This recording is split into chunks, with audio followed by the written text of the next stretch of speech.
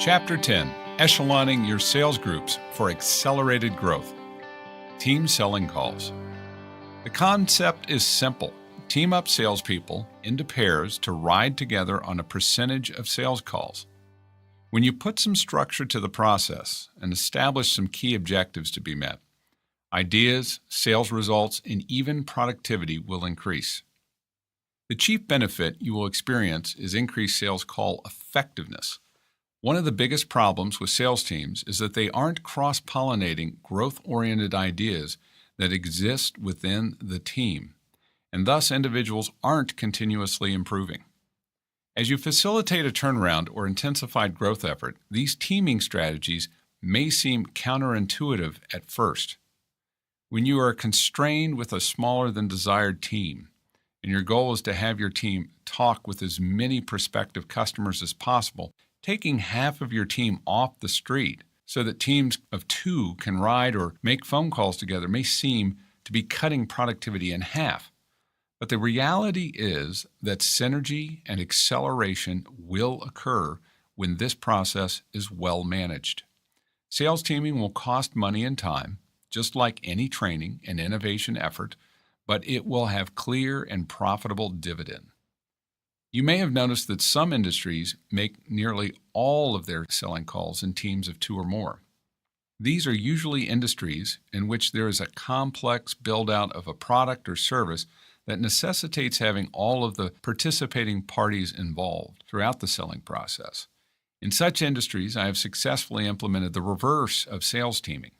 The client and I mandated a small percentage of calls, mostly qualifying calls, to be made by just one person. This helped to increase productivity in the qualification phase. Still, to keep the sales cycle as short as possible in these industries, team calls work best for most of the follow-through. So regardless of whether your industry requires more team selling or less, you must regularly discern the optimal balance. Like many of the turnaround ideas in this book, this is about getting out of the rut and doing things differently.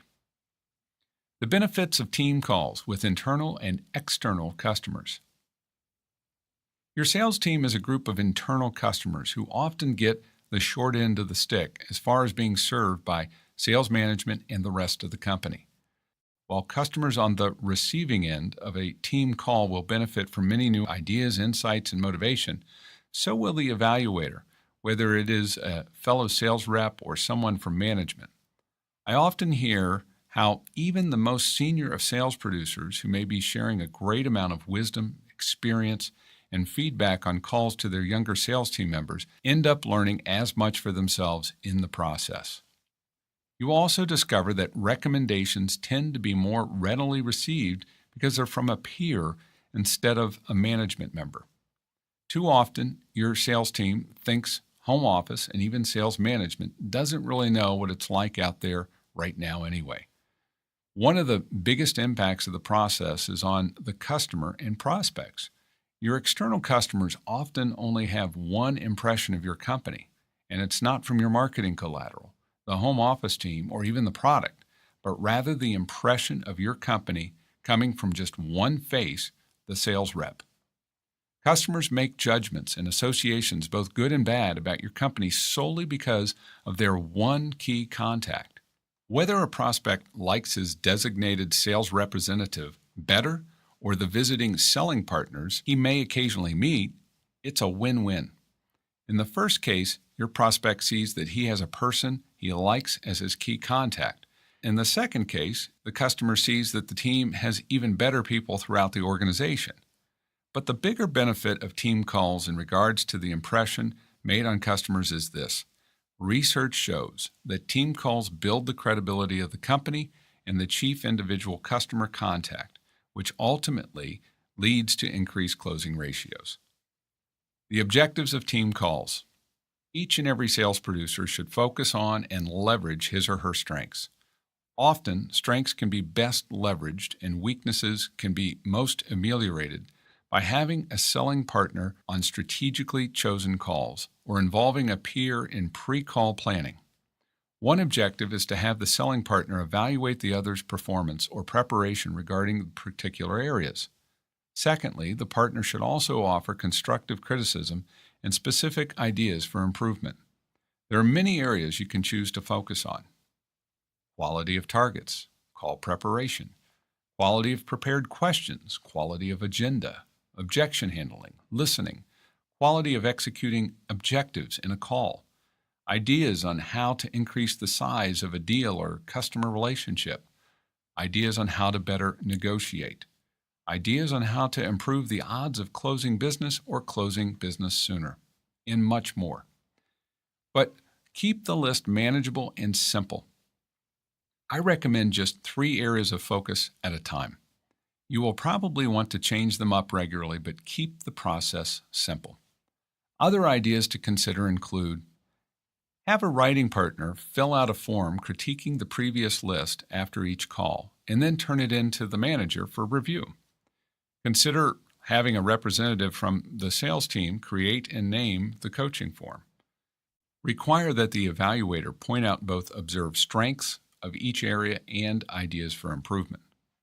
Coach participants on being constructive in their critiques and to always have specific ideas for improvement. Require all those receiving evaluations, ideas, or comments to not respond to suggestions, and those getting suggestions should go under a ban of silence. Otherwise, ideas will tend to dry up. When people feel that their partner will always have an excuse, they'll be less likely to offer any insights. Thus, you may have to have an evaluation area asking how well and silently those on the receiving end of the ideas responded. Tie one or more of the team calling objectives to overall organizational or sales team objectives. For example, increasing margins, sales call productivity, closing ratios, and so on. Alternate reps evaluating each other on team sales calls. Make team phone calls. Team calls don't only need to be face-to-face calling efforts. Phone contacts can be a highly effective area to team on. Don't limit team calls to sales producers writing with each other. Consider this an opportunity to have different facets of management engage not only with the sales team but with customers as well. Also consider occasionally including team members from product management, engineering, service, or support. Get all hands on deck to address productivity that is lower than the potential, or to quickly penetrate a territory that is new or has been somewhat ignored. It can be quite effective to put as many people as possible into a targeted territory to make joint sales calls and see the maximum number of prospects and customers. The teaming tends to ensure that everyone is productive and making as many sales calls as possible. The result is proof that a much greater number of calls can be made. Also, it can be a bit of a shock for the market and prospects to experience your company coming out in full force, making quite a powerful impression. Going up the ladder with the sales team calling strategy. King calls. Involving presidents, GMs, and owners on calls can miraculously improve credibility, shortening sales cycles, and improving the sales efforts. Customers and reps appreciate the respect that is shown by occasionally having the top echelon out in the field. Many of the best CEOs, even in the Fortune 500, make this a regular practice. We have seen clients significantly increase the closing ratios on the largest 1 to 5% deals when the King Call strategy is used and the C-level is actively engaging with major accounts. The King Call strategy has single-handedly brought incremental 7, 8, and 9-figure impact to companies and divisions. Your king or queen may be one of your best sales weapons currently sitting on the bench. Sales shouldn't be a lonely war. Selling is one of the most emotionally draining roles in your business. One's self-esteem is put to the test with each challenge, objection, and rejection. Unlike most competition, such as sports or even war, sales is usually a fight that one person is making on his or her own.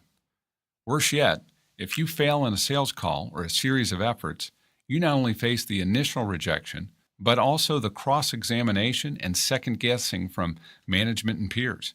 But with team calls spaced appropriately, you'll catch slumps and problems before they get out of hand. Implementing an effective team calling strategy will help your team sharpen their effectiveness, maintain a higher morale, and ultimately increase sales and profits. Determine where you could make team sales calls and then watch sales improve. Get sales managers to better serve their primary customer. Most sales managers I ask say that the single most important task they must improve in order to increase sales is spending more quality time with each rep. Yet this is the task that often gets the least amount of attention. Here is how to get sales managers focused on what matters most, their primary customer, the sales team. Peel back their role and responsibilities and reset the priorities. Have your sales managers been loaded up with activities that aren't mission critical, or that could be eliminated or delegated to lower cost employees? If most of your sales managers come up through sales, then they are likely to have the typical weaknesses sales producers have. They might not be as effective in managing and following up on details as they are with managing people. Yet many companies let this position devolve into an administrative role.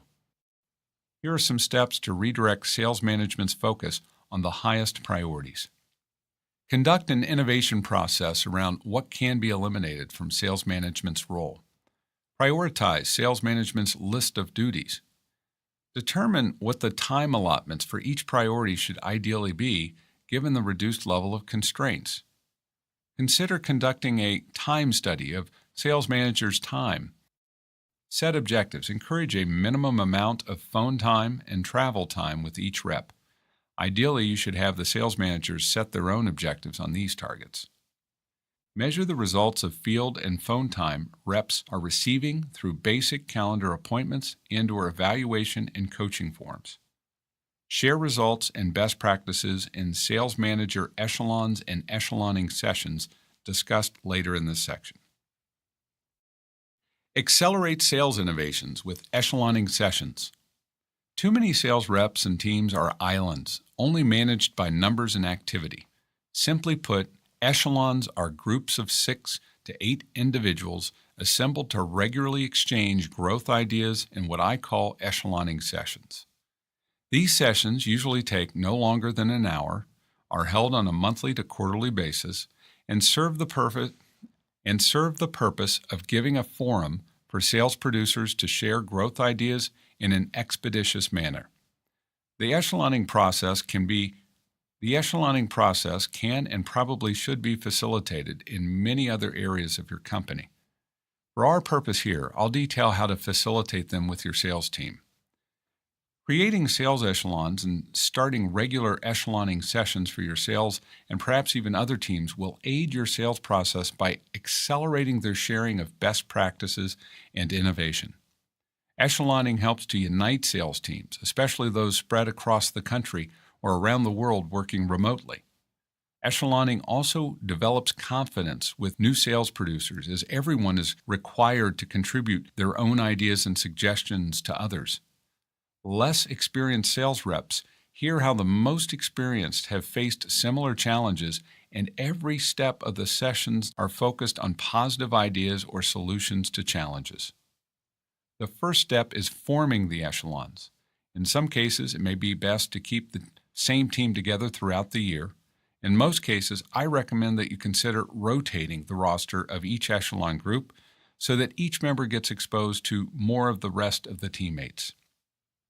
Before starting the sales echeloning process, I've usually interviewed many of the sales team and asked what their top challenges are and what they would like to improve regarding internal communication, information exchange, etc. Invariably, the vast majority of sales producers within our clients are crying out for just such a forum. Echelon meeting guidelines and flow. I recommend creating a form that each participant can fill out. That way, your team can come better prepared, and the notes can be shared much more efficiently if the forms are collected, compiled, and distributed. The meeting includes input from each rep around what we call the good, the bad, and the new. The good. Have you ever noticed how easy it is for sales producers to brag about their successes? People like to share good news. and this is an easy way to get people to open up. Most everyone will have a success story to share on a monthly basis. The objective of sharing these success stories is to uncover the reasons for success so that others on the team will learn from it. As the facilitator, you will need to make an effort to tie every success story back to a best practice or a lesson. You will direct your team to bring a story of success and implementation or a change they have made that perhaps the others could benefit from knowing about. And even if it is not directly beneficial to the others in the group, the creativity and unique aspects behind it may inspire a similar change among team members. Don't fret about whether it's a major issue. It can be a very minor change or twist to the sales producer's personal daily routines or something much broader affecting the company as a whole. The bad. You will ask everyone to also bring a personal challenge on which others can brainstorm. Everyone is always facing some challenge or problem, personally, departmentally, or organizationally, that could be thrown on the table for a mind dump. You want them to bring up an issue that could benefit from getting different points of view. The problem you must prevent in this area of the session is that of people turning it into a bitch session about the company or the home office. If this might be an issue with your team, firmly establish the guideline that these challenges must be areas around which sales producers have personal control and influence, and not issues about the company that are outside the sales team's control. The purpose of the meeting is to share ideas for growth, not complain. The new. At the echeloning meetings, each member must bring a new idea or innovation that the others might be able to implement. Echelon meetings should flow this way. One person should time the meeting to keep it on track and ensure that one member's issues don't excessively run over. Each member or reporter reads through or expounds on his or her good story, new ideas, and bad issue problem opportunity to get feedback. After each reporter finishes his or her 3 points, he or she may be asked a few brief questions, but as soon as any team member begins to give feedback, especially on the bad challenge issue, the one reporting goes under a ban of silence. This is imperative. There should be no spoken responses or comments on any feedback.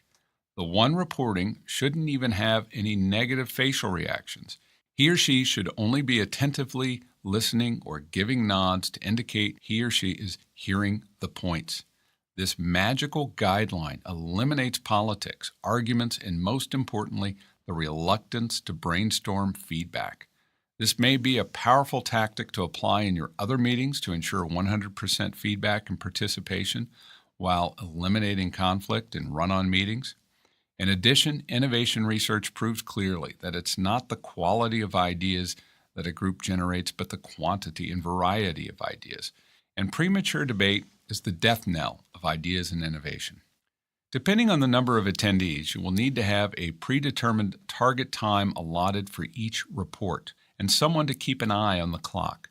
The best echeloning sessions usually take between 45 and 90 minutes. Some companies actually have echelons of sales teams gather for half days or full days every month to go through a similar format. In these types of environments, they are usually covering much more information, like reporting out the total number of phone dials, sales calls, active prospects, deals, dollar amounts closed, and the like. I have seen sales teams become absolutely addicted to even the full-day version of these meetings. They see them as the most important accountability, training, and goal-setting opportunity of their month or quarter. Here's a sample note that could be sent to the team announcing the kickoff of a sales echeloning session.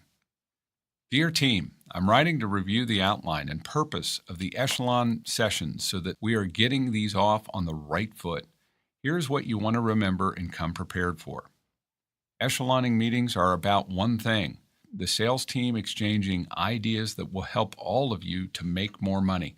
The outline is simple and the time invested is short, a maximum of 1 hour per month or less, based on our following the timeline and the frequency of the meetings.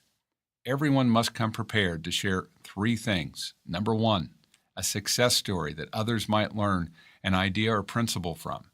Every month, all of you have successes that we could learn from, so pick one, share it in a couple of minutes, and tell us what you think the lesson or moral of the story is. Number 2, a new idea that other reps could implement. This could be an idea you use or even something totally new that you read about in a book or heard about through the grapevine. Any idea that just might help you or others sell more and make more money. Number 3, a personal challenge or personal improvement area.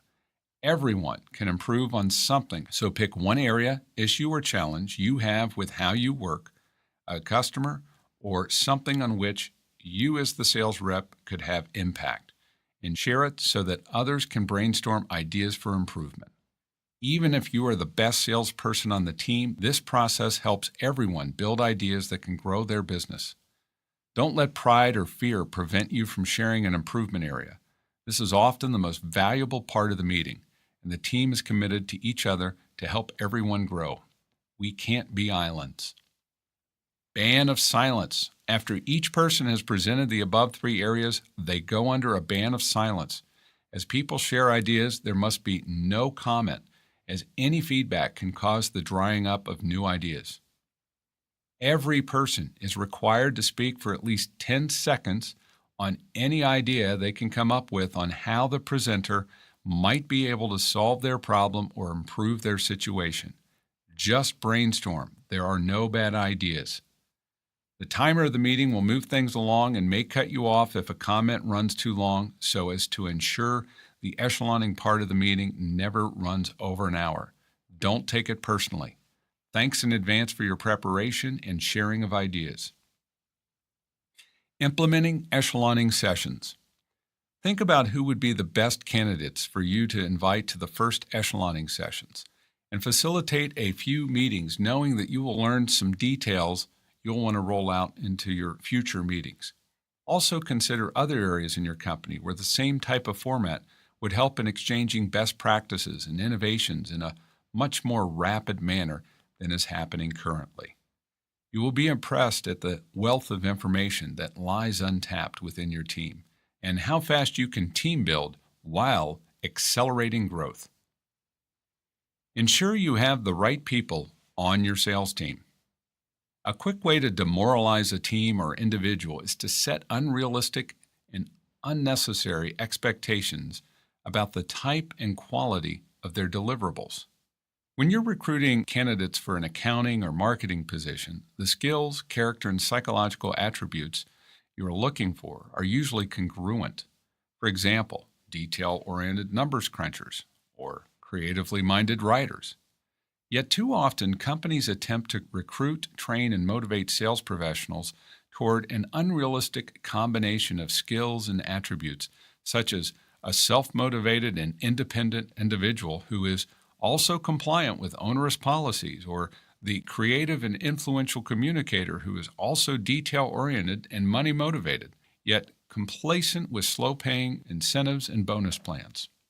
Many sales professionals have a few key talents that have the potential to be the foundation of success. It is just a matter of focusing on what strengths they might have, and by working together with them, diminishing the impact of their weaknesses. This is the classic definition of management: leveraging strengths and minimizing the impact of weaknesses. The following are a few key strategies to leveraging the unique talents of a diverse sales force. You should use profiling instruments in the hiring process, and it can be most valuable to start by profiling your most successful sales producers. On larger teams, you will usually be able to identify common traits among your top performers. The traits may vary from one company to the next due to culture and from one industry to the next. But if you can uncover the common DNA within your top performers, your ability to hire, motivate, and align the team will be much easier. My company offers profiling instruments, but I'm wary of clients over-relying on them. Nothing can surpass the value of an excellent interviewing process that is based on a quality outline of questions and thorough reference and cross-reference checking. Detailing the interviewing process is not the purpose of this book. However, it is potentially critical in a turnaround or growth effort. So you can contact our office for more information on how to conduct excellent evaluation interviews and onboarding processes.